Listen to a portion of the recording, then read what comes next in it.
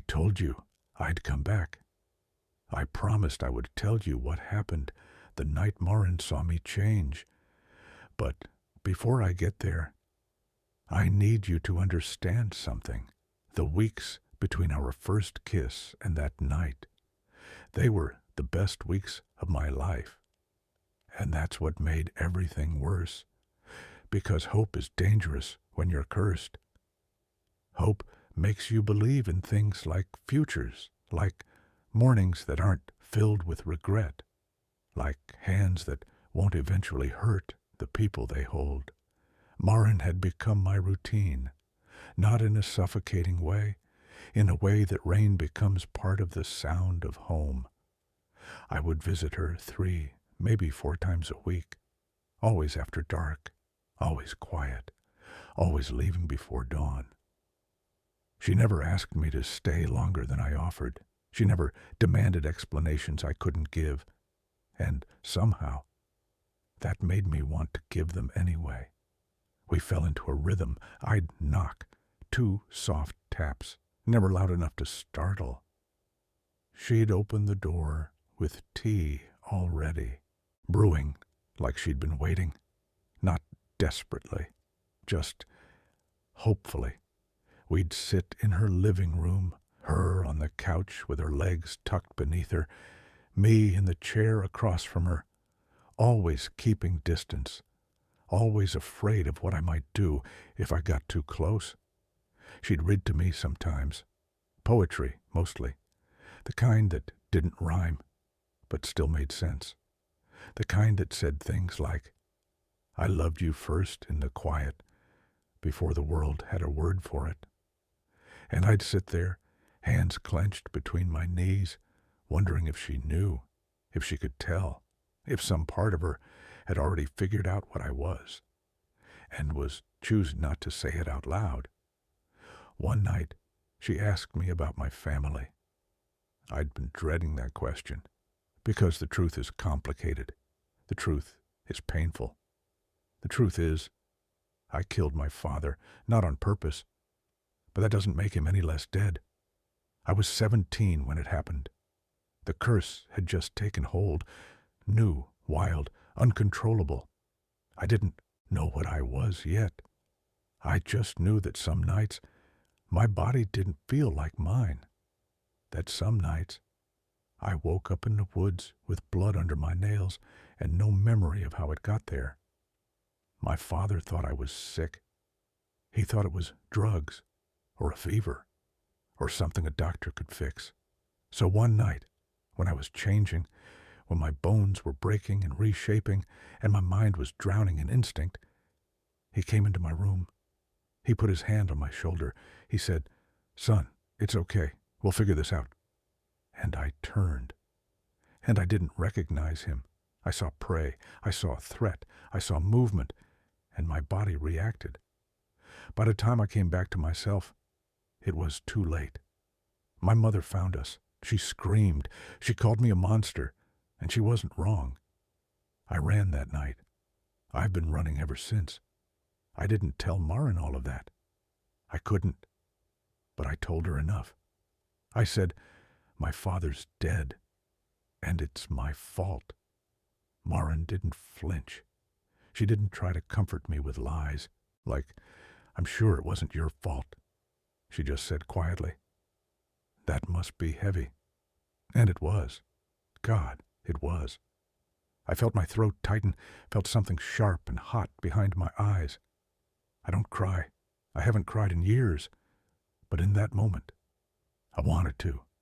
Maren set her book down and looked at me, really looked at me, and said, you don't have to carry everything alone, you know. I wanted to believe her. I wanted to believe that someone could know me, really know me, and not run. But I also knew the moon was getting fuller. I could feel it. Every night, it pulled harder.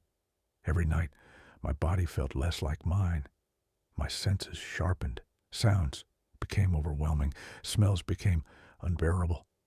And worst of all, I started noticing Maren's heartbeat, the way it quickened when I walked into a room, the way it steadied when I sat down, the way it skipped when our hands accidentally touched. I hated that I could hear it, because it made her feel fragile, and fragile things break. I started avoiding her, not completely, but I'd cancel plans. I'd show up later than I said I would. I'd leave earlier. Maren noticed. Of course she did. One night, she confronted me, not angrily, just honestly. She said, "Elias, if you don't want to be here anymore, you can just say so." I looked at her, at this woman who had somehow become the center of my world, and I wanted to tell her the truth. I wanted to say, "I'm a monster. I'm dangerous. I'm going to hurt you if I stay." But instead, I said, "It's not that." "Then what is it?" I hesitated. Maren stepped closer. Too close. I could smell the lavender in her hair. I could hear the blood moving through her veins. I could feel the heat radiating from her skin, and my body responded, not in a human way, in the way a predator responds to warmth, to vulnerability, to life. I took a step back, hands shaking. "You need to stay away from me," I said. Maren frowned. "Why?" "Because I'm not safe." She laughed, softly, not mockingly. "Elias, you've been in my home a dozen times. You've never hurt me. That's not the point." "Then what is?" I clenched my fists, felt my nails bite into my palms. "The point is that I could—" Maren studied me.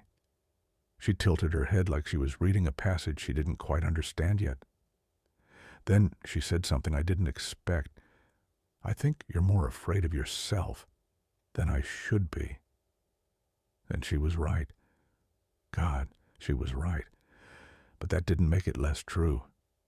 I left that night without saying goodbye. I told myself I wouldn't come back.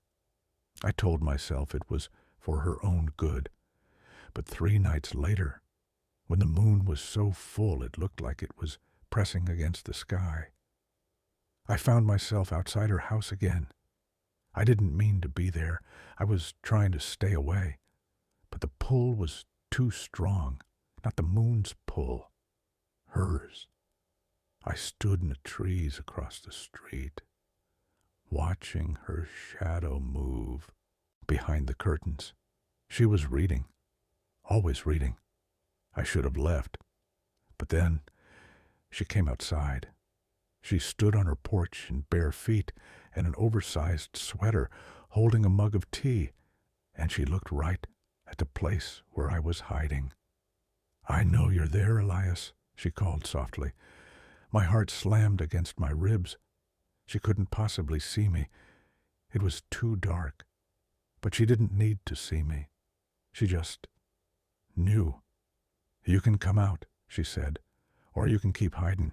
Either way, I'm not going anywhere." I stepped into the light, slowly, reluctantly, like a man walking toward his own execution. Maren didn't smile, didn't move. She just waited. I stopped at the edge of her yard, keeping distance between us. "You shouldn't be out here," I said. "Why not?" "Because it's not safe." "You keep saying that," Maren said, "but you've never told me why." I swallowed hard. The moon was pressing down on me like a weight. I could feel my body starting to change, just barely, just enough to notice. My vision sharpened, my hearing amplified, my teeth ached.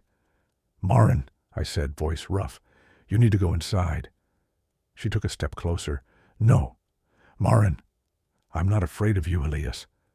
You should be." "Why?" And that's when it happened. I didn't mean for it to. I tried to hold it back, but the moon was too strong, and I was too tired, and Maren was too close. My body started to shift.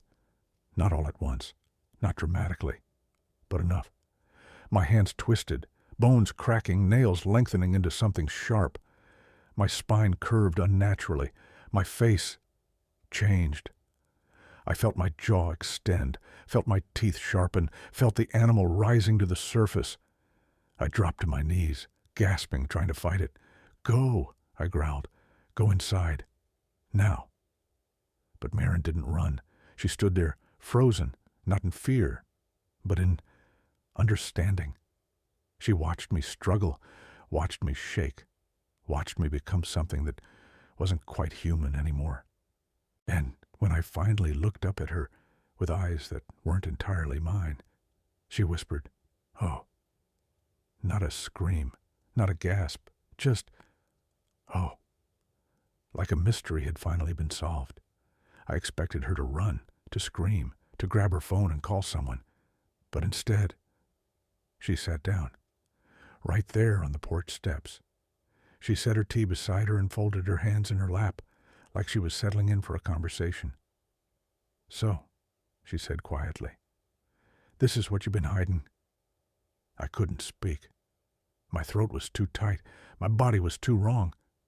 Maren looked at me, really looked at me, and I saw something in her eyes I didn't expect. Sadness, not for herself, for me.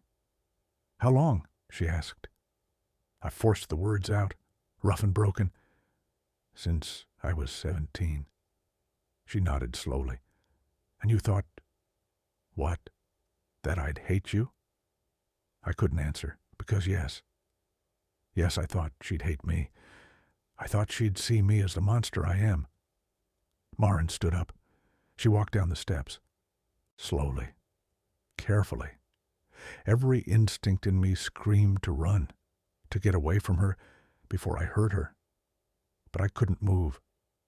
I was trapped between what I was and what I wanted to be. Maren stopped a few feet away. She crouched down, making herself smaller, less threatening, like she understood that I was more afraid than she was. "Elias," she said softly, "look at me." I did, and she smiled. Not a big smile, not a pitying smile, just a real one. "You're still you," she said, and something inside me broke. Because no one had ever said that to me before. No one had ever looked at the monster and still seen the man. I felt my body start to shift back, slowly, painfully. The moon was still pulling, but Maren's voice was stronger. She stayed with me, didn't touch me, didn't crowd me, just stayed. And when I was finally human again, sweating, shaking, exhausted, she handed me her sweater. "Here," she said, "you're cold." I stared at it, at her, at this impossible woman who had just watched me become a monster and was offering me warmth. "Why aren't you afraid?" I whispered. Maren shrugged. "I've spent my whole life being afraid of the wrong things," she said. "I'm not going to start being afraid of you." I wanted to argue, to tell her she was being reckless, to tell her she didn't understand. But instead, I took the sweater, and I let her lead me inside. We didn't talk much that night. Maren made tea. I sat on her couch, wrapped in her sweater, feeling more human than I had in years. She didn't ask questions, didn't demand explanations. She just sat beside me, close enough to reach, far enough to let me breathe. And when the sun started to rise, she said, "You can come back, you know, any time." I looked at her, at this woman who had seen the worst of me and was still offering me a place, and I realized something terrifying. I was in love with her, not the careful, distant kind of love, the kind that ruins you, the kind that makes you want impossible things, the kind that makes you believe, just for a moment, that maybe you're not beyond saving after all. So I said, "Okay," and I meant it. But here's the thing about love when you're cursed. It doesn't fix you. It just gives you something else to lose. Next time, I'll tell you about the night everything fell apart. The night I learned that love isn't always enough. And the night Maren had to make a choice that no one should ever have to make. Stay with me, because the hardest part of the story is still coming.